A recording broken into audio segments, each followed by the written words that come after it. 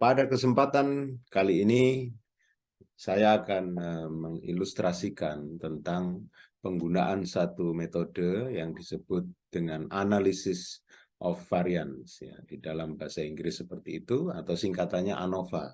Di beberapa buku referensi berbahasa Indonesia, seringkali kita menemukan singkatan ANAVA. Ya. Analisis variansi itu adalah suatu pendekatan atau metode yang sama. Bahasa Inggris ANOVA, bahasa Indonesia ANAVA. Di dalam ANOVA, kita memiliki 3 macam atau ada 3 percabangan di sini, sebagaimana yang saya tampilkan di slide ini. Cabang yang paling awal, yang paling kiri posisinya di sini disebut sebagai one way ANOVA. Ya, one way ANOVA, W di sini artinya nanti lebih kepada faktor.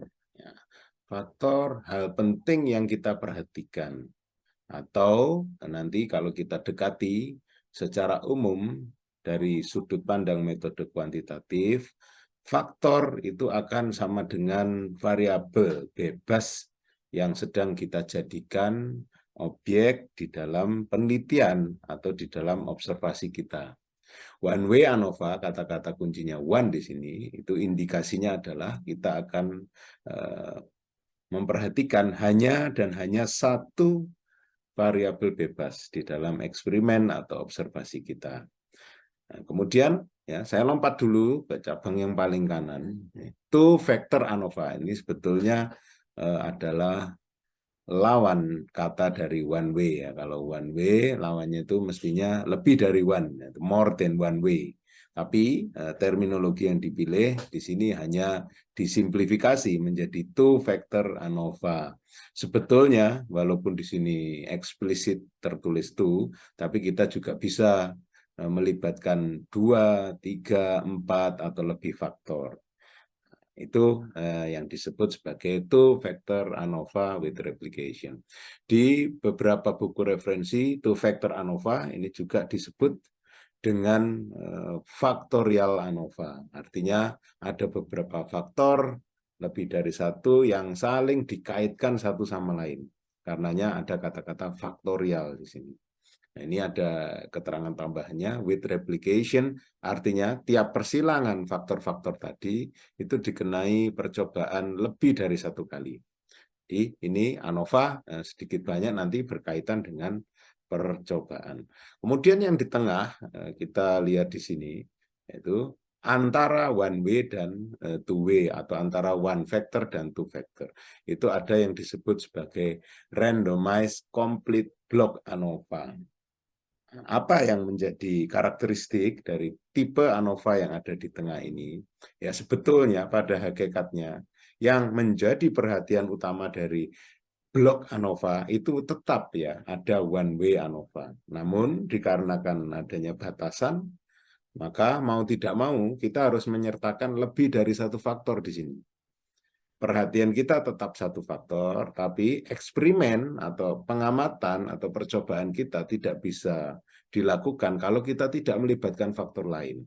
Jadi, dalam tanda kutip, pura-pura kita melibatkan lebih dari satu faktor, hanya saja nanti yang dihitung, yang disertakan di dalam perhitungan, yang menjadi perhatian utama yang akan kita lakukan analisis variansinya, itu hanya satu variabel bebas saja. Nah, karenanya di sini disebut sebagai blok ANOVA.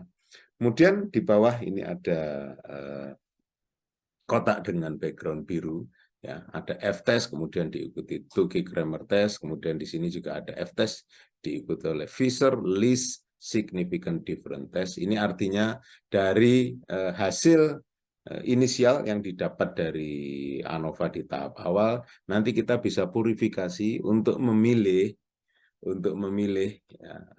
kira-kira nanti populasi mana yang lebih baik dibanding populasi-populasi lain yang ada di dalam amatan kita.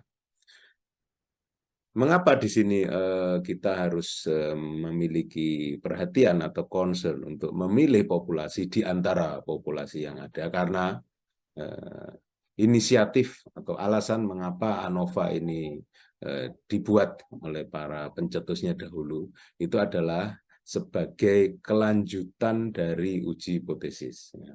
Nah, sebagaimana yang sudah kita pelajari bersama, uji hipotesis ada yang 1 parameter populasi, ada yang 2 parameter populasi. Kalau kita mengalami satu pertanyaan, ya, bagaimana halnya uji hipotesis untuk populasi yang jumlahnya 3 atau lebih, ya, pada dasarnya atau secara teori kita bisa menggunakan uji hipotesis dengan memanfaatkan 2 parameter populasi. Tapi harus kita lakukan secara pairwise, secara berpasangan. Misalkan ada tiga populasi, maka kita uji populasi 1 lawan populasi 2.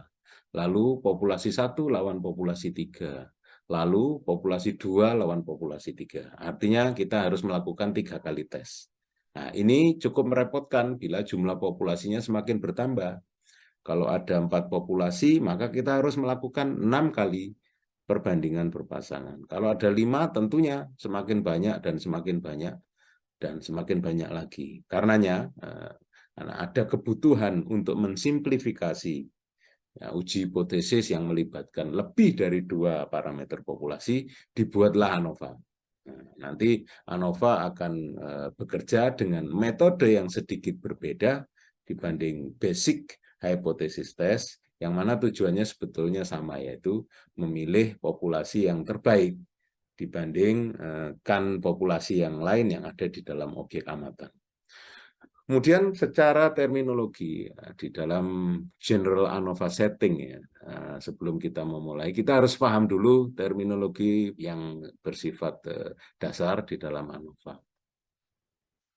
Tadi ada kata kunci, ya, tadi kita sebut one way ANOVA atau one factor ANOVA, two way ANOVA atau two factor ANOVA. Nah, terminologi yang pertama yang harus kita ingat adalah factor di sini, atau bisa pula disebut sebagai treatment, ya, treatment variabel. Nah, ini seringkali disamakan dengan independent variabel. Jadi variabel yang sifatnya bebas, kita selaku data analis menentukan tinggi rendahnya, ya, itu yang disebut faktor. Di dalam faktor yang mencerminkan independensi tadi, kebebasan kita tadi, itu akan ada beberapa level, ya, 2, 3, 4 dan seterusnya. Nah, level ini nanti yang kita punya kebebasan untuk menentukan mana kira-kira yang pantas kita jadikan level untuk disertakan di dalam eksperimen kita. Jadi independent variable itu sama dengan faktor. Di dalam faktor ada beberapa level.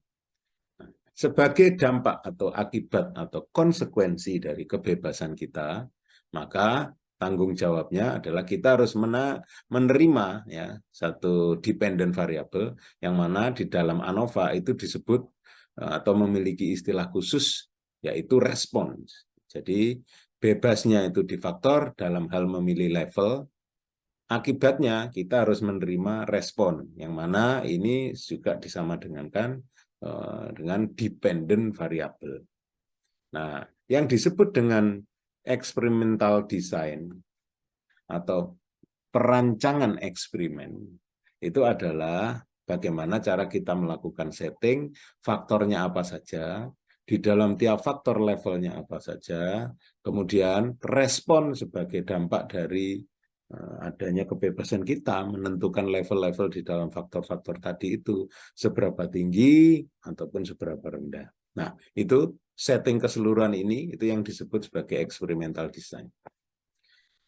Lalu saya ingin lompat ke sini dahulu, ya. Tadi saya sebutkan di dalam ANOVA itu kurang lebih kita harus memilih satu populasi dari sekian populasi yang ada sebagai populasi yang terbaik dari kriterium yang kita pilih di dalam eksperimen yang kita lakukan. Misalkan di sini ada 3 populasi yang diwakili kurva Gauss-nya masing-masing dengan warna biru, merah, dan hijau. Nah, kalau 3 populasi ini nanti posisi rata-ratanya itu identik, ya, berada di titik yang sama dalam garis atau ukuran sumbu mendatar, ya, sumbu horizontal ini, maka dikatakan rata-rata populasi 1, rata-rata populasi 2, rata-rata populasi 3 tidak berbeda satu sama lain. Nah, ini yang kita jadikan status quo sebagai null hipotesis di dalam ANOVA. Ya, umumnya seperti ini. Kemudian sebagai alternatif hipotesis, nanti kemungkinannya ya paling tidak ada satu populasi yang posisi relatifnya itu berbeda dibanding populasi yang lain. Paling tidak ada satu. Atau dalam kondisi yang paling tersebar, berarti nanti bisa jadi biru, merah, dan hijau ini posisinya saling menyebar satu sama lain. Jadi kalau H0-nya itu representasinya nanti begini, maka HA-nya itu bisa ya entah gambar yang kiri ini. Nah, ini kita lihat posisi biru, posisi relatif biru yang mana kalau kita proyeksikan ada di titik di sini. Kemudian yang merah dan hijau itu posisinya di sini. Itu dikatakan secara statistik berbeda. Artinya kalau kita tuliskan dalam ekspresi matematis, mu1 sama dengan mu2, tapi tidak sama dengan mu3. Itu seperti ini. Bila 3 itu indeks yang digambarkan oleh warna biru di kurva Gauss kita. Atau kondisi yang paling menyebar, ya, yang ada di kanan ini. Baik merah, hijau, maupun biru, masing-masing berada di titik prediksi yang berbeda-beda. Dan itu signifikan menurut hasil tes yang kita lakukan. Ekspresi matematisnya tentu saja mu1 tidak sama dengan mu2, tidak sama dengan mu3. Atau bisa jadi ya, yang seperti ini, merah identik dengan biru, hijau yang ada di kiri, bisa jadi begitu. Atau biru identik dengan hijau, merah yang ada di kanan, bisa jadi seperti itu. Ya, paling tidak ada satu yang berbeda posisinya, atau masing-masing posisinya berbeda satu sama lain. Nah, ini dicerminkan oleh HA ya, atau alternatif hipotesis. Cara membacanya, paling tidak ada satu mu yang berbeda dari semua mu yang ada. Ya, itu terjemahan yang paling mudah dari ekspresi matematis untuk HA. Kemudian ya tentu saja ya nanti semua terminologi ini kemudian setting hipotesisnya itu harus kita buat dalam satu